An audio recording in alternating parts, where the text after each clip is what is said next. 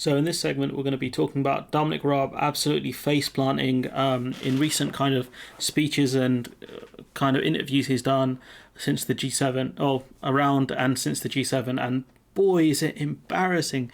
This guy, man, like, you know, when Britain sends its people, it does not send its best people. That's the impression I get from Dominic Raab. He's so stupid. Why is this man being elected? Can we get someone else in? Someone who's actually smart, please. Foreign Secretary. This man represents the country. So let's listen to what he had to say and then we'll go after him and debunk him a bit. We did touch on, the Prime Minister and the President did touch on the Northern Ireland Protocol, and we understand the US interest in it as a long-standing guarantor of the Good Friday Agreement. And it was an opportunity for the Prime Minister to explain that we want a flexible, pragmatic approach that deals with the equities on both sides. But for that to happen, the EU must be less purist, more pragmatic and more flexible in the implementation of it. The ball is very much in the EU's court in relation to that. Frankly, we didn't linger on it.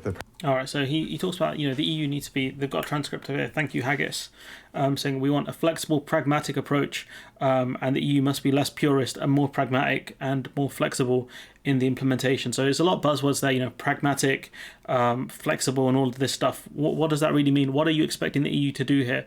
Because you've already agreed to a ban on chilled meats. Like, you cannot ask the EU to be more flexible than that because they're going to break their own rules. You agree to being a third country, which means that chilled meats cannot enter the EU single market. Ireland is part of the EU single market. What are you talking about, dog? You got no idea. And do you know what? Yeah, this interview isn't. You know, this one's done with Sky.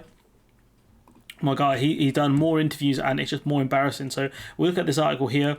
You know, Dominic Raab has told the EU not to be bloody minded about implementing the Brexit deal for Northern Ireland, ramping up tensions ahead of crucial talks. What the hell does bloody minded mean? Stop being so stubborn. Like, what are you talking about? Like, he's saying so many things with absolutely no meaning, trying to kind of ramp up tensions and things like that. Bloody minded. What? He said, you know, we will not allow the integrity of the UK to be threatened. Dude, if you're saying that the Northern Ireland Protocol threatens the integrity of the UK, you signed off on the Northern Ireland Protocol. Like, that was part of your government. You're part of the cabinet. Collective responsibility still exists, so you know it's almost as if you put your name to that agreement. So this argument that the UK integrity of the UK can't be threatened, like if you're trying to say that the Northern Ireland Protocol threatens the integrity of the UK, well done, you signed off on it, buddy, even though it really doesn't. It's just we're not implementing it. We don't have the staff, we don't have the facilities to do the checks. That's on us. The criticism came as Boris Johnson faced an onslaught of pressure to end his refusal to impose agreed checks and restrictions on trade across the Irish Sea in face-to-face talks with EU leaders. So, you know, he met with multiple leaders in the G7. He met with Emmanuel Macron, Angela Merkel, von der Leyen, the EU's, I think she's the chief commissioner, the European Commission president. Sorry, she's the European chief president, amongst other people that were there. Joe Biden, he had to justify his position to, Joe Biden, the most powerful person there, etc. I think the only people that gave him any respite was the Italians and the Japanese. That's it. Everyone else asked him questions, even the Canadians. So yeah, you know, it was blatantly raised, and kind of Dominic Raab got into a bit of a spat with Emmanuel Macron as well, which was pretty embarrassing because he's trying to say that Macron's trying to threaten the integrity of the UK and stuff. I'm like, what are you talking about, dude? Raab said the protocol was designed to ensure all communities in Northern Ireland are protected and insisted the EU must respect both sides of that pact. What do you mean both sides? Like the EU should try and protect the communities in Northern Ireland. Well, the Northern Ireland Protocol does do that. It's just not being implemented properly by the British government. You know, he said they can be more pragmatic about the implementation. Okay, I want someone to ask Dominic Raab, what specifically can the EU do to be more pragmatic and more flexible? What specifically does he want the EU to do? Because most likely it will be either he has no idea or it's going to breach EU rules. That's it. They're the only two options there. Can you please tell us how you want the EU to be more flexible? It could be over equivalency, but that's not going to happen either. So can you please tell us, Mr. Raab, where are the EU meant to be more flexible and pragmatic? Because all you have is buzzwords, my friend. He goes, in which case, I'm afraid we will not allow the integrity of the UK to be threatened. Raab faced the suggestion that the UK's clout on the world stage would be weakened because people don't trust a word of the British government, which is true to an extent. The thing is, most free trade deals, I think, aren't kind of balanced on just goodwill. They have certain rules and things like that in place.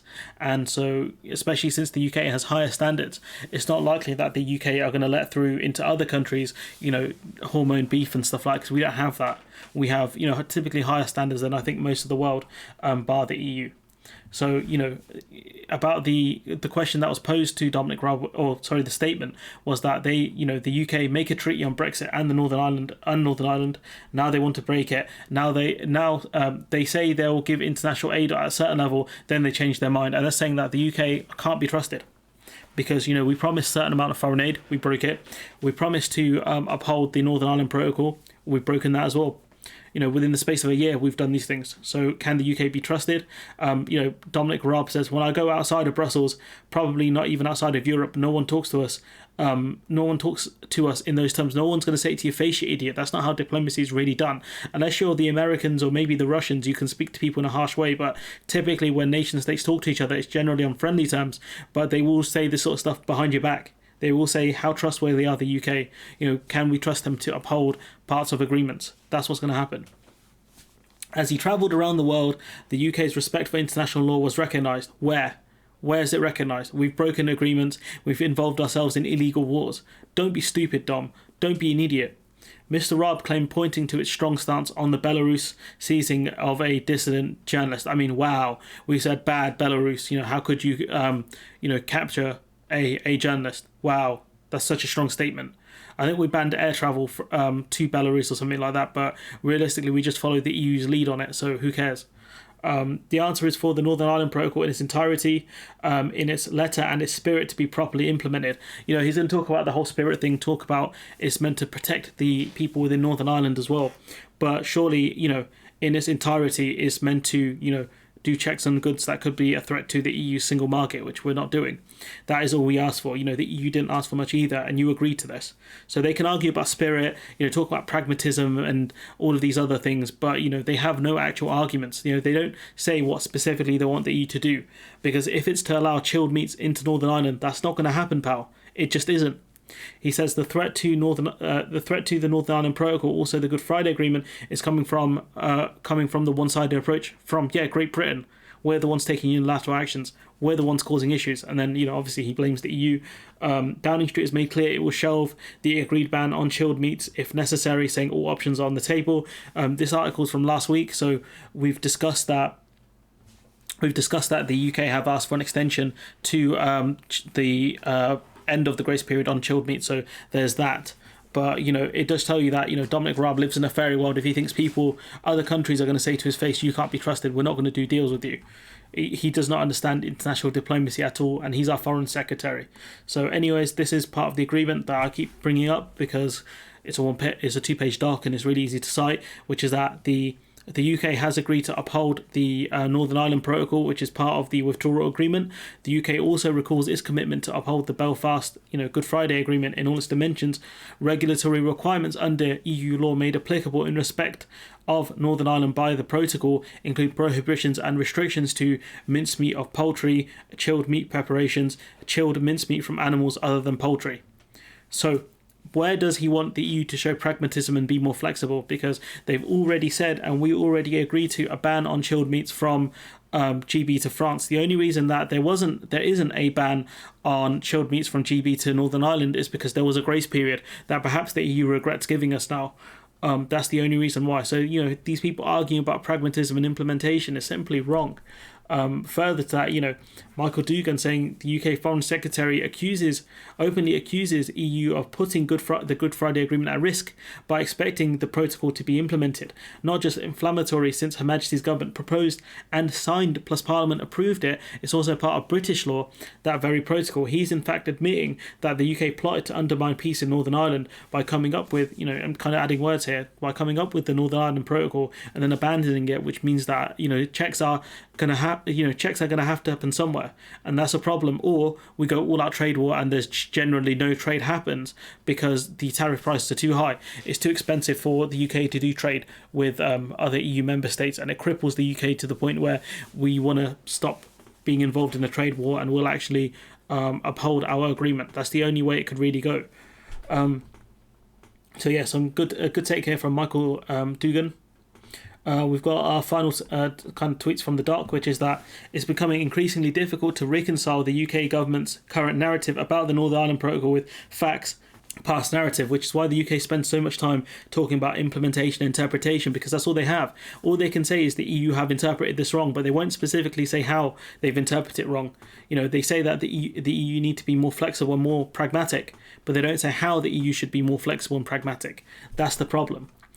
She goes on to say the protocol is fine and we knew what we were signing, but the EU is being too strict in its interpretation of what has been agreed to, or rather bloody-minded and purist. Words of Dominic Raab. So this is the issue here, that all the UK does is argue that, they need to be more flexible, more pragmatic, all of these buzzwords, but they don't give specifics because they can't. Because if they offer specifics, it goes out the window. The EU won't give us equivalency. They'll give us dynamic alignment, but they won't give us equivalency. Why? We can't be trusted. The EU won't accept chilled meats from GB to NI. Why? Because this is a long-standing rule that chilled meats aren't accepted into the EU single market. Probably accepted a decade ago, I wouldn't be surprised. So all they have is buzzwords, and all they do is stoke tensions with unionists and loyalists and whatever other terms you want to call them. That's all the UK government are doing right now. So Dominic Raab, attacking Macron, trying to dunk on the guy, and he can't even reach the rim. My man's going for trick shots, can't score. My man's going for Rabona, he's kicked his own leg out. That's what's happened here. He's an embarrassment. He genuinely is, and when we send our people, we really don't send our best people, and it's a shambles, to be honest. Anyways, I'm going to leave it there. Let me know what you think in the comments below. Like, comment, share, subscribe, and hopefully I'll see you in the next one.